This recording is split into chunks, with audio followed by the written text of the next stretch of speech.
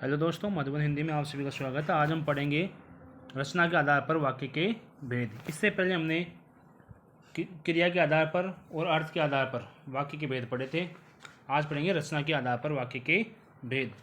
रचना के आधार पर वाक्य के 3 भेद होते हैं। पहला सरल वाक्य, दूसरा मिश्रित वाक्य और तीसरा संयुक्त वाक्य। पहला सरल वाक्य। देखिए, सरल वाक्य में जिस वाक्य में एक उद्देश्य, एक ही विधेय होता है उसे साधारण या सरल वाक्य कहते हैं। कि देखिए दोस्तों, इसमें एक तो उद्देश्य होता है और एक ही क्या होता है, विधेय होता है।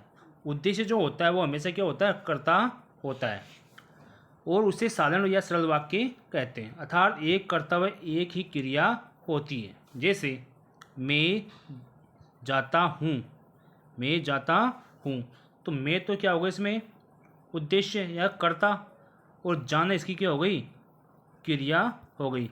कि जिस वाक्य में एक ही उद्देश्य हो गया मैं, और एक ही विधेय जाना है, तो विधेय को क्या कहते हैं, क्रिया। तो एक कर्ता हुआ, एक ही क्रिया होती है, वहाँ साधारण या सरल वाक्य होता है। अगला है संयुक्त वाक्य। संयुक्त नहीं, मिश्र वाक्य है। दो नंबर, जिसमें एक मुख्य उपवाक्य हो, जिसमें एक मुख्य उपवाक्य हो तथा उसके साथ अन्य आश्रित उपवाक्य हो। देखिए, जिस वाक्य में एक मुख्य उपवाक्य हो तथा उसके साथ ही एक अन्य आश्रित उपवाक्य हो, उसे हम मिश्र या मिश्रित वाक्य कहते हैं। मिश्र वाक्य व उपवाक्यों को जोड़ने का काम समुच्चय बोधक अव्यय करते हैं। देखिए, जो मिश्र वाक्य या मिश्रित वाक्य होते हैं, इनको जोड़ने का काम कौन करता है, समुच्चय बोधक अव्यय। समुच्चय बोधक अव्यय में देखो ये है चूंकि, क्योंकि, जब, तब, अर्थात, यदि, तो, ताकि, तदापि आदि। इन अवयवों से इन वाक्यों को जोड़ा जाता है। जहाँ पर हमको ये दिखाई दे जाए तो वहाँ पर होता है मिश्र या मिश्रित वाक्य। जैसे ये मेरे घर पर आएंगे क्योंकि उन्हें अजमेर शहर घूमना है। ये मेरे घर आएंगे, सॉरी ये पर नहीं है, ये घर है। ये मेरे घर आएंगे क्योंकि उन्हें अजमेर शहर घूमना है। तो देखिए, ये मेरे घर आएंगे, ये तो हो गया प्रधान वाक्य। क्या हो गया, प्रधान वाक्य। क्योंकि हो गया योजक, क्योंकि क्या हो गया, योजक। उन्हें अजमेर शहर घूमना है, ये हो गया आश्रित उपवाक्य। क्या हो गया, आश्रित उपवाक्य। ये मेरे घर आएंगे, ये तो हो गया प्रधान, क्योंकि हो गया योजक, और उन्हें अजमेर शहर घूमना, ये हो गया आश्रित उपवाक्य। क्या हो गया, आश्रित उपवाक्य।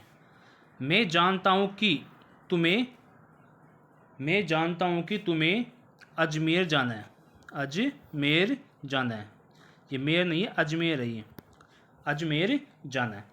मैं जानता हूँ कि तुम्हें अजमेर जाना है, तो मैं जानता हूँ, ये तो हो गया प्रधान, की हो गया योजक, और तुम्हें अजमेर जाना, ये हो गया आश्रित उपवाक्य। तो दोस्तों, जिस वाक्य में एक मुख्य वाक्य तथा उनके साथ अन्य आश्रित उपवाक्य हो, उसे हम मिश्र वाक्य कहते हैं। तीसरा है संयुक्त वाक्य।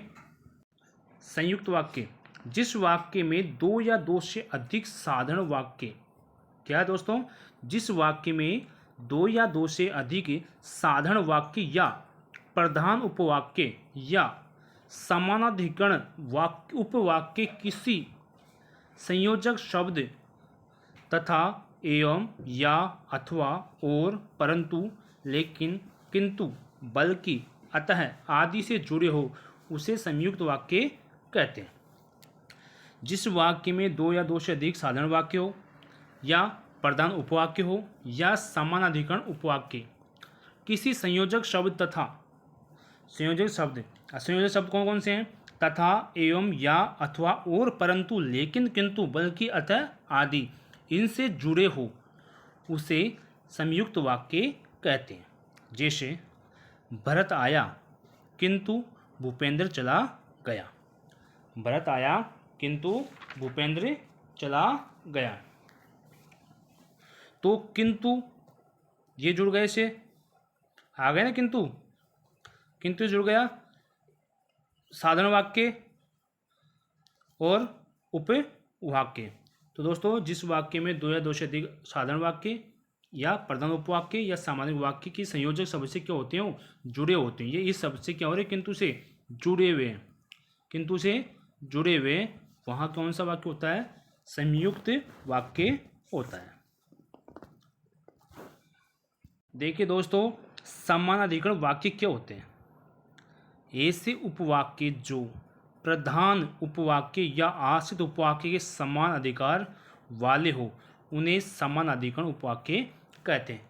साधारण शब्दों में ऐसे उपवाक्य जो प्रधान उपवाक्य या आश्रित उपवाक्य के समान अधिकार वाले हो, इसके समान क्या रखते हो, अधिकार रखते हो, इसके समान क्या रखते हो, अधिकार रखते हो, ऐसे वाक्यों को समानाधिकरण वाक्य कहते हैं। ऐसे वाक्य क्या कहते हैं, समानाधिकरण वाक्य कहते हैं। तो दोस्तों आज हमारा जो वाक्य का जो टॉपिक था वो पूरा हो गया है। कल नया टॉपिक आएगा। दोस्तों अच्छे से पढ़ते रहो, क्लास को अच्छे से देखो और लाइक शेयर एंड सब्सक्राइब जरूर करें। जय हिंद जय भारत।